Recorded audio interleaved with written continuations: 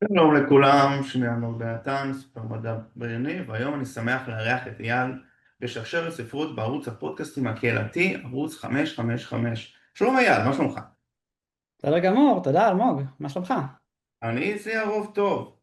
חבר וחברות, יש לנו אורח מיוחד היום. אייל הוא סופר מדע בדיוני, מהנדס תוכנה במקצוע, והוא הוציא את הספר הצד האפל של אנטארקטיקה, שיצא בשנת 2025, זה ספר מדע בדיוני שמשלב טכנולוגיה, הייטק, ישראליות, שזה מאוד חשוב לנו כמובן, והכל במסגרת מאוד מיוחדת שעליה נדבר.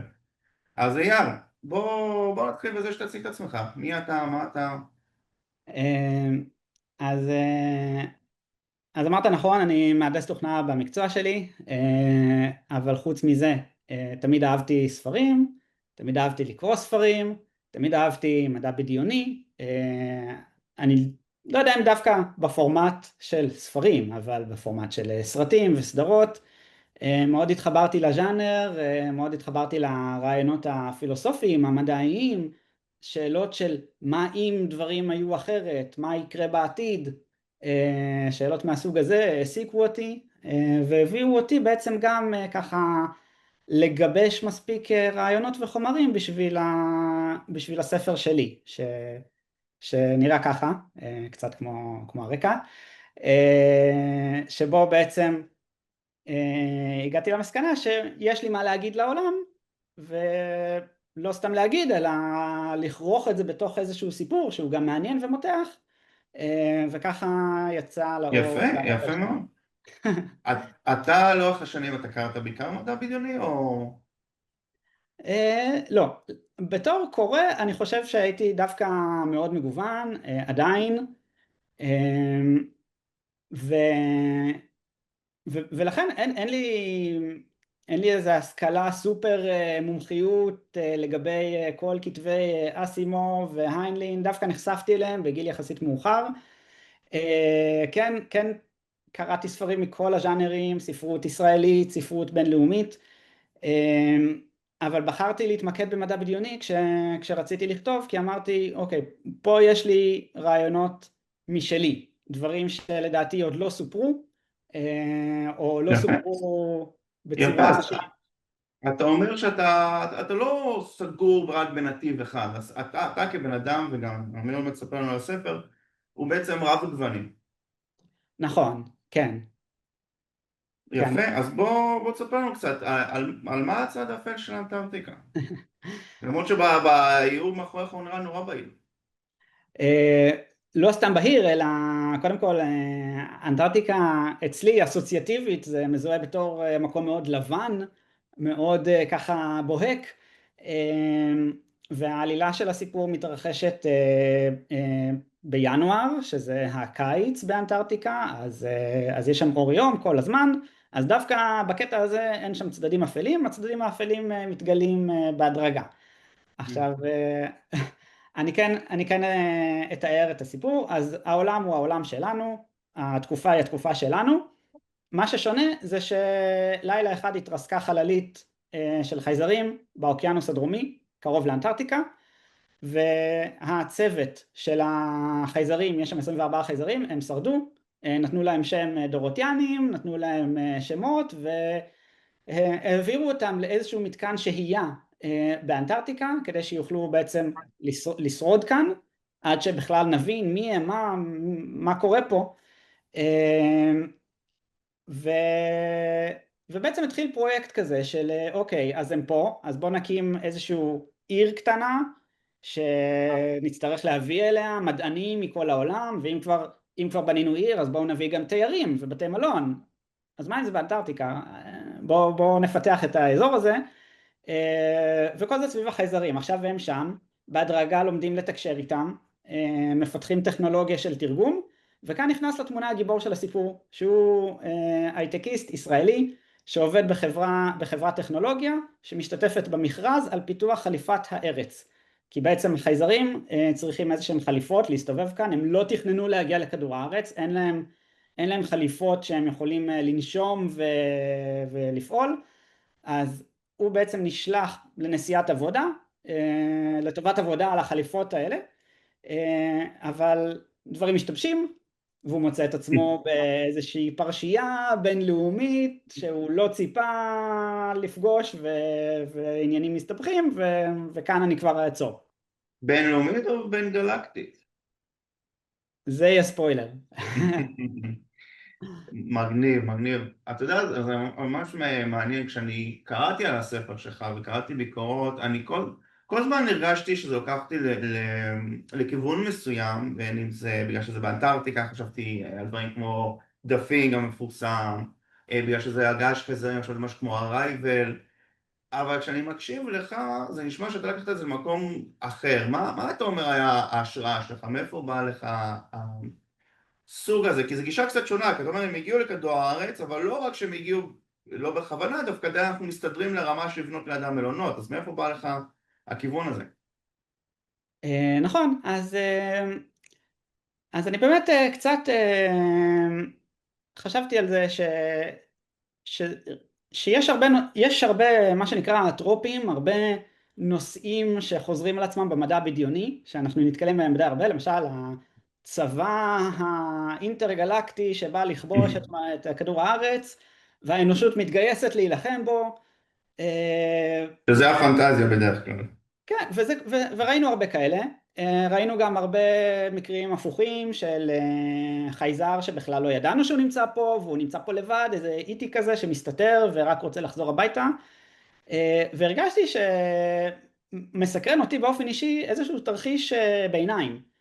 מה יקרה אם יבואו לפה חייזרים, והם יגידו לא, אנחנו לא רוצים לכבוש אתכם, הכל בסדר, תשארו איפה שאתם, הכל טוב, אבל אנחנו לא יכולים לחזור הביתה מאיזושהי סיבה, אנחנו רוצים להישאר לידכם, לחיות איתכם בכדור הארץ, ועל זה פיתחתי ככה את המחשבה של מה לגבי אנטארקטיקה, שאנחנו כאילו קצת לוקחים את זה כמובן מאליו שיש בני אדם בכל היבשות, ויש יבשת אחת שלמה ענקית שאף אחד לא גר בה. והאם זה ישתנה מתישהו, ואולי איזשהו אירוע מחולל כזה, שיבואו החייזרים ויגידו, תשמעו, אולי אפשר לחיות פה איתכם, אז אולי נגיד להם, כן, הנה, האמת שיש פה יבשת פנויה, בואו לפה. זה לא הסיפור. הסיפור אצלי הוא יותר מורכב. אבל אתה אומר, זה כאילו הפרמיס, מה שהוביל אותנו. זה מה שהצית לי ככה את הדמיון במחשבות של האם יכול לקרות תרחיש כזה, של אולי האם אנחנו בימי חיינו נזכה לראות פתאום את אנטארקטיקה משתנה. וכמו השראה מהעולם האמיתי, כן? דובאי לפני 30 שנה, לפני 20 שנה אפילו, לא היה שם את כל הגורדי שחקים ומלונות ואת הדברים שאנחנו רגילים לראות היום. זה המדבר, אף אחד לא, זאת אומרת, אנשים לא לגור שם בכלל, למה שתרצה לגור שם, ומה יש לעשות, אין שם כלום. אז לתפיסתי, זה יכול לקרות באנטארקטיקה, זה שהיום אין שם כלום, וזה מדבר קפוא, ואי אפשר לחיות שם, אוקיי, בסדר, אולי עוד 20 שנה זה לא יהיה ככה, לא קשור יש פה, סליחה, מעניין אותי, משהו בגישה שלך אני מאוד אוהב, זה מין גישה שכאילו, רק בגלל שמשהו עכשיו הוא סטטוס קוו, זה לא אומר שזה יישאר ככה, רק בגלל שאנטארקטיקה עכשיו זה מין מדברית, מחורקת ואין בה נפש חיה, זה לא אומר שזה יישאר ככה. איזה, אמרתי שקראת המון ספרים, אבל יש איזה מישהו, סופר ספציפי שנגיד נתן לך את ההשראה ללכת בכיוון הזה של המדע הבדיוני? כי אמרת שקראת הרבה סוגים, יכלת לכתוב משהו אחר, למה דווקא, מה עובר לך לעולם של מדע בדיוני בכלל? נכון, אז זה היה באיזה משהו כמו 2014-2015 שקראתי את הספרים של אנדי ויר, ספר הראשון שלו שהתפרסם, The Martian, שהפך אחר כך גם לסרט, תורגם לעברית בלהציל את מרק ווטני, אחר כך קראתי גם את פרויקט אל מרי שהוא יותר אקטואלי כי עכשיו הוא עלה בקולנוע, ובאמת קיבלתי ממנו המון השראה. עכשיו, מה הסיפור שלו? אנדי ויר הוא בעצמו מהנדס תוכנה, הייטקיסט אמריקאי, היה לו מעט מאוד ניסיון בספרות לפני הפריצה הגדולה, ובעצם כשהוא כתב את לבד על מאדים, הוא כתב אותו בסגנון מאוד, מאוד חדשני, מאוד שובר את המוסכמויות, הוא מאוד הדגיש את האספקט המדעי, הטכני, פירוט, הגיבור נתקל בבעיה, אז הוא עושה ניסוי ועוד ניסוי ומשוואה מתמטית והוא מפרט את החישוב ודברים שאתה קורא ואתה אומר, אני לא מכיר הרבה ספרים כאלה, אבל זה עובד, זה תופס אותך. והוא עשה את הבלתי יאומן, והוא לקח את הפורמט הזה, הספרים הטכניים ומייגעים, והצליח להגיע איתם גם להוליווד, וזה די מדהים. ואני זוכר שקראתי את זה, שאמרתי, אוקיי, זה בן אדם שהתחום ידע שלו זה תוכנה, והוא כתב פה, יש שם סצנה בלבד על מאדים, שהוא בשביל לפתור בעיה הוא משתמש בטבלת אסקי. מה זה טבלת אסקי? אין סיבה שתדע את זה אם אתה לא מתכנת. אני במקרה כן ידעתי את זה, ואז אני זוכר שקראתי את זה, מה הוא הרגע הזה? מה, טבלת אסקי? ואז חשבתי, אוקיי, אם אפשר לקחת טבלת אסקי, זה הדבר הכי משעמם בערך במקצוע, ולשלב את זה בסיפור מתח, אז למה שאני לא אנסה גם? אולי אני גם יכול. וזה נתן לי איזשהו דרייב לנסות. ואני אגיד בהקשר הזה שבתור ישראלים, הרי יש לנו נוכחות מאוד בולטת בעולם הטכנולוגיה, יש מלא חברות נכון. טכנולוגיה ישראליות, מלא ישראלים בעולם בחברות טכנולוגיה אמריקאיות, אנחנו שם, אנחנו באקדמיה, מעצמת הייטק, כן, כן, אנחנו מעצמה, סטארט-אפ, הכל. באמת כאילו, אפשר להתייחס לעצמנו ככה, וקצת היית מצפה שזה גם יתבטא במדע בדיוני, שהוא בא משם. ובאופן שבעיניי טיפה מפתיע, אין הרבה ייצוג לישראלים במדע בדיוני מהז'אנר הזה, מה שנקרא מדע בדיוני קשה, המדע בדיוני הריאליסטי, שמגובה במדע אמין, מה שנקרא. כן. אז גם פה, אז אני כאילו אמרתי, אוקיי, אני אנסה לתרום את חלקי, ואני חושב שיש המון פוטנציאל לסגנון הזה בישראל. אז אני ככה שמח לקחת בו חלק.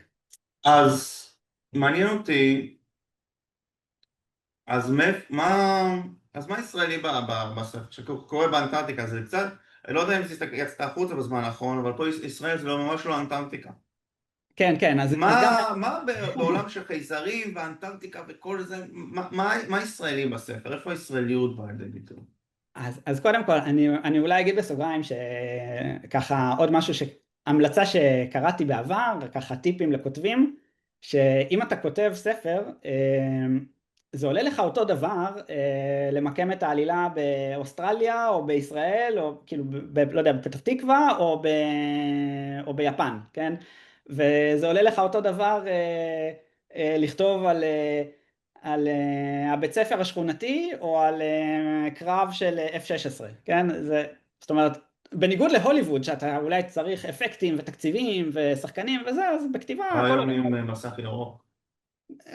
כן, היום אפילו את זה כבר לא צריך, אבל זה נושא אחר. אבל אתה אדוני לא באנטארקטיקה עכשיו. אני לא באנטארקטיקה, אני במזכרת בתיה, זה כמעט אותו נוף. ואז אמרתי, אוקיי, אז אם אני כבר כותב ספר, אז בא לי להתפרע, בא לי שהוא יהיה רחוק, הכי רחוק שאפשר,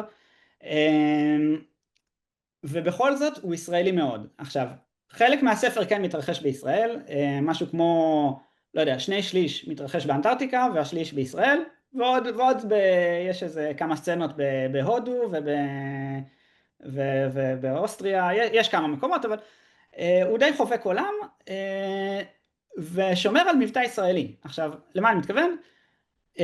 הדמויות הראשיות הן רובן ישראליות, הגיבור יונתן הוא ישראלי, מאיה סוכנת מוסד ישראלית, והם עובדים בסיטואציות מאוד בינלאומיות, כן? אם הזכרתי קודם את דובאי, שזה כמו דוגמה למקום בינלאומי, שבסוף אנשים באים לשם מכל העולם וכולם שם מדברים אנגלית, ואתה לא באמת פוגש שם מקומיים, אז אנטארקטיק סיטי היא קצת מקום כזה, שאוקיי, אף אחד לא בא משם, אבל כשאתה מגיע לשם אז אתה פוגש אנשים מכל העולם, וזה לא כזה מוזר לפגוש שם ישראלי, למשל.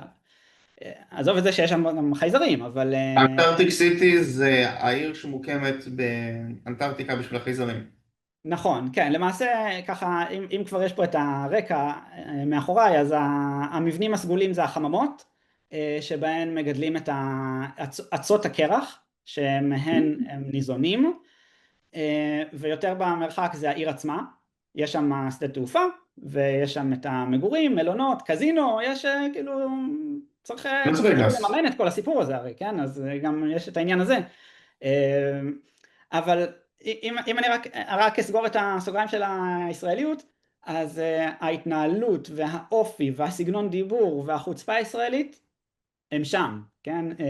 וזה משהו שגם אמרתי לעצמי, אוקיי, אולי אני אנסה להיות קצת אנדי וויר במדע בדיוני, אבל בישראליות אני עצמי, אני לא צריך מישהו אחר להיות כמוהו. זה יפה מאוד.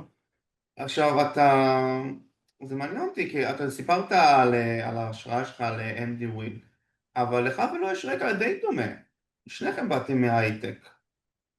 לא? אתה מתחבר לזה? כן, כן, זה ככה עוד עוגן, עוד בסיס לסיבה שהתחלתי לכתוב ושהמשכתי לכתוב את הספר, כי זה די קשה למצוא זמן, זה שהרגשתי שאני יכול להביא חוויות וידע אמיתיים. ולמה אני מתכוון? נכון.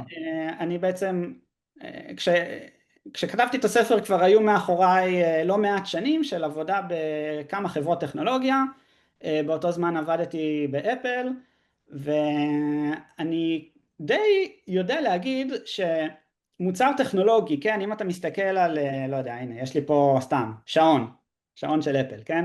שהוא יפה והוא חמוד והוא עמיד במים והוא עובד טוב, אבל בשביל לפתח אותו, היה שלב מאוד מאוד ארוך שלא היה שעון, שהיה איזשהו מכשיר סימולציה מחובר בכבלים לאיזה שהם מסכים, ומודדים את הסוללה ומחבר כבל אחד וזה לא עובד, וצריך לדבר עם הצוות של האלגוריתמיקה שיושב בשוויץ והסיני שעובד במפעל, וכולם צריכים להיפגש באיזה מעבדה, ואתה רואה מעבדה מבולגנת וכוסות קפה חצי ריקות ו...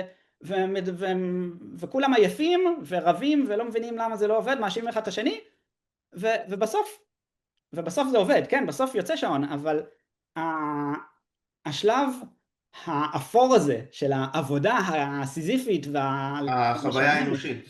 החוויה האנושית, בעיניי נורא מעניינת, ויותר מזה, אני אמרתי לעצמי, הרי באמת המון מהעבודה זה בסוף האינטגרציה הזאת, לגרום לצוות לא יודע, של ה-GPS, לעבוד עם הצוות של המיקרופון וזה, ושבסוף דברים יעבדו, ובשביל זה באמת מפגישים אותם, בשביל זה אנשים בהייטק נוסעים הרבה לחול, בשביל כאילו האינטגרציות האלה, ואמרתי, מה יקרה ביום שנפגוש חייזר, ונרצה לפתח מכשיר תרגום, מודל שפה, אמצעי כלשהו לתרגום, אנחנו אז נמצא את עצמנו שולחים את המהנדס מישראל ומהנדסת מהודו, ואת המהנדס דורוטיאני, החייזר עצמו, שגם הוא צריך להיות מעורב באינטגרציה הזאת, כי בסוף הוא הלקוח, ואנחנו רוצים שזה יעבוד. אז אמרתי, אוקיי, זה יהיה הבסיס של העלילה, שבאמת הם נפגשים בכנס לפיתוח החליפה, ועובדים ביחד בסיטואציה הזאת המאוד לא אסתטית, כן? זה החצר האחורית של הטכנולוגיה, שאנשים עובדים ודברים לא עובדים, דברים לא מתקדמים יפה. ועל זה ביססתי את הקו העלילה של יונתן, אפשר להגיד. זה ממש ממש מגניב, כי בעצם מה שאתה עושה, אתה כאילו, תמיד בספרי מדע בדיוני, סרטי מדע בדיוני זה כל מה שקורה בפרונט, אתה מבין, בוא רגע מאחורי הדלתות, כאילו במעבדה, אשכרה צריך לשבת, וצריך לפתור בעיות, וכל אחד בא ממקום שונה, וצריך שכולם יסתדרו, כאילו אתה ממש נכון, לוקח אותנו לחצר האחורית של קדמה. זה נכון. ממש מגניב במדע בדיוני. אני חושב שגם זה איזושהי התבגרות קצת, אם אתה הולך לסרט היום השלישי, נדמה לי, Independence Day, שיש חללית ומישהו בא עם איזשהו, לא יודע, עם איזשהו דיסק און קי, או לא יודע, איזה, נכון, זה משהו לא כזה. הוא שותל וירוס בחללית של החייזרים, ואתה מסתכל על זה, אתה אומר, טוב, נו, נחמד, יופי, עלילה סבבה, אבל זה לא באמת כאילו אפשרי. ואם אני אחזור לאנדי ויר, שאצלו בסיפורים זה לא ככה, אצלו הדברים הם מציאותיים, אצלו הוא מחבר את הדיסק און קי וזה לא עובד, יש error, ואז הוא מתחיל לתכנת, ואז זה פתאום עושה משהו אחר, ופתאום הוא מגלה שנגמר לו החמצן, כאילו זה הרבה יותר כזה, הרבה יותר פריקשן, הרבה יותר חיכוכים בכל שלב, אז אני לקחתי את אבל זה האלמנט גם יותר הסיפורי. ככה, זה יותר ככה במציאות, אתה לא תמיד לוחץ על כפתור וישר זה עובד, או אתה מפעיל משהו בדיוק, וזה ישר. זה כמו תמיד בסרטים האלה שמוצאים איזה רכב או משהו שישב שם איזה 20 שנה והוא מתניע. בדיוק, נכון. מקסימום מחליפים לו מצבר ומתניע. אני מאוד אוהב את הגישה הזאת, ומעניין אותי, אז זה ספר ביקורים שלך. אז איך בעצם היה לך תהליך הכתיבה? איך כל זה נבנה בעצם בין ההשראה שלך לראיית עולם שלך? ספר לי על התהליך של הכתיבה עצמה. אז התהליך היה ארוך. את או. הכתיבת טיוטה הראשונה התחלתי אי אז ב-2016 כזה, והתחלתי והחיים קורים, אתה יודע איך זה, ועזבתי את זה. ואז היו תקופות כאלה של on and off, בקורונה מצאתי את עצמי כן ככה, זה קלישאתי, כן? הרבה אומרים את זה. בקורונה מצאתי את עצמי מנסה שוב, הגעתי לאיזושהי טיוטה מוכנה, מאוד מאוד שונה מהספר שיצא אחר כך, כי אז התחלתי תהליך עריכה ספרותית עם הגר ינאי, היא באמת כהנת גדולה בתחום של פנטזיה ומדע בדיוני, אני יודע. ו... ודי שכתבתי את כל הספר מחדש, ממש התחלתי דף לבן, אוקיי, מההתחלה, והגעתי לסיפור של 100,000 מילים, ואז גם אותו קיצצתי בסוף ל-80,000 מילים, ומפה לשם כבר השנה הייתה 2025. זאת אומרת, 9 שנים בברוטו של כתיבה, אבל התוצר הוא בעיניי הכי טוב שיכולתי להוציא. זאת אומרת, אני לא אגיד שזה הספר הכי טוב בעולם, אבל אני כן אגיד שזה הספר הכי טוב שאני יכולתי לכתוב, אז אני ממש ממש מרוצה, ואני שמח להפגיש אותו לקוראים, ואני מקבל חוות דעת חיוביות מהקוראים כל הזמן, וזה ממש כיף. בוא שנייה, יש גם, אני מאוד מקווה שבין המקשיבים שלנו, מלבד קוראים נלהבים, יש גם סופרים או אנשים שחושבים לכתוב ספר. בוא ספר שנייה, כי שנינו חווינו את זה, גם עם אותו בן אדם, את התהליך הזה שאתה כתבת שנים רבות, היה לך את העלילה, חיית אותה, ויום אחד אתה כזה מעין דף לבן מאפס. לגמרי. איך זה פגש אותך? אה, זה כאילו, אני חושב שבמקרה שלי, הסיבה שזה לא שבר אותי סופית, זה כי השליתי את עצמי שאוקיי, אני רק משכתב את הפרק הראשון. אחרי זה, שאר הפרקים זה כבר copy paste, אני כבר לא צריך לכתוב מחדש. הגעתי לפרק השני, טוב, לא, בעצם זה גם לא טוב, אני אכתוב גם אותו מחדש, וכן הלאה. ואז ככה, עברתי את נקודת האל חזור מתישהו ב-50%, ואמרתי, טוב, יאללה, זהו, כבר אבוד. ואז גם יש איזה שלב כיפי בכתיבה, שאתה כבר אפיינת את הדמויות מספיק טוב, בשביל שאתה כבר מרגיש יותר כמו, לא יודע, במאי, מאשר כמו כותב.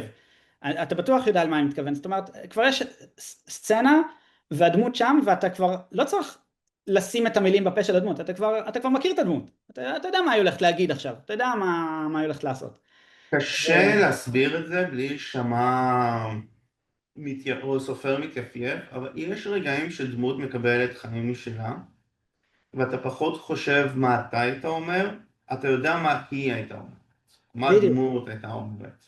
כי אתה בנית את האופי שלה עד לרמה שזה כבר האופי שלה, של הדמות, או אם זה וזה כיף, חייזר, אם זה זה... כל כך כיף. זה כיף. מה...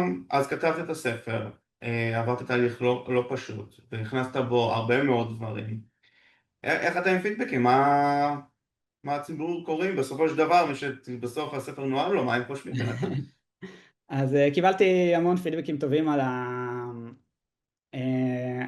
על זה שהוא מתחדש, כי בסוף לא במקרה, זה מחשבות שליוו אותי שנים לפני כן, ולקח לי הרבה זמן לגבש אותן ולכרוך אותן בתוך סיפור אחד, אבל הרבה רעיונות ככה שפחות נתקלים בהם במדע הבדיוני, וככה אנשים אומרים וואו זה מגניב, וואו זה טוויסט, לא יפה כאילו זה.